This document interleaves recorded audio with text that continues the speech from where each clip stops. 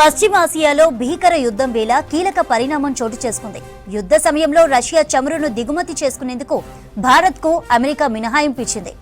ఈ విషయాన్ని US treasury కార్యదర్శి స్కాట్ బెసెంట్ ఎక్స్లో పోస్ట్ చేసింది.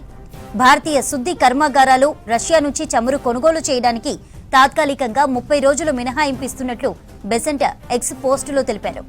దీంతో ప్రపంచ మార్కెట్లోకి చమురు సరఫరా అవుతుందన్నారు. ఇప్పటికే సముద్రంలో చిక్కుకుపోయి ఉన్న రష్యా నౌకల నుంచి మాత్రమే ఈ కొనుగోళ్లు జరగాలని స్పష్టం చేశారు. దీంతో ఆ దేశానికి ఆర్థిక పరంగా పెద్దగా ప్రయోజనం చేకూరదన్నారు. భవిష్యత్తులో తమ ముడి చమురు కొనుగోళ్లను భారత్ పెంచుతుందని ఆశిస్తున్నట్లు తెలిపారు బెసెంట్. 2022 నుంచి రష్యా చమురును భారత్ గణనీయంగా దిగుమతి చేసుకుంటోంది. అయితే ఆంక్షలు, అమెరికాతో మధ్యంతర వాణిజ్య ఒప్పందంతో ఇటీవల ఈ దిగుమతులు తగ్గాయి. ఈ క్రమంలోనే ఇరాన్పై అమెరికా, ఇజ్రాయెల్ దాడులకు దిగడంతో పశ్చిమాసియాలో ఉద్రిక్తతలకు దారితీసింది. చమురు రవాణాలో అత్యంత కీలకమైన హర్ముజ్ జలసంధిని మూసివేస్తున్నట్లు ఇరాన్ ప్రకటించింది. దీంతో ఇంధన రవాణాకు తీవ్ర అంతరాయం కలుగుతోంది. ప్రస్తుతం అంతర్జాతీయ మార్కెట్లో బ్రెంట్ క్రూడ్ ధర $83 వద్ద కొనసాగుతోంది.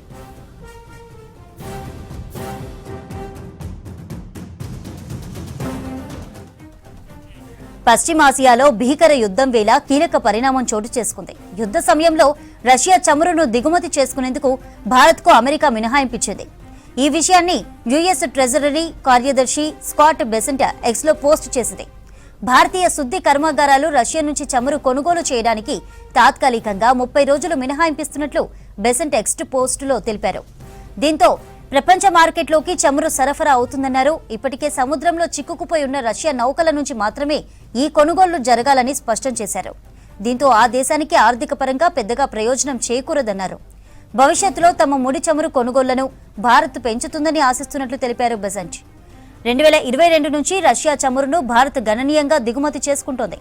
అయితే ఆంక్షలు, అమెరికాతో మధ్యంతర వాణిజ్య ఒప్పందంతో ఇటీవల ఈ దిగుమతులు తగ్గాయి.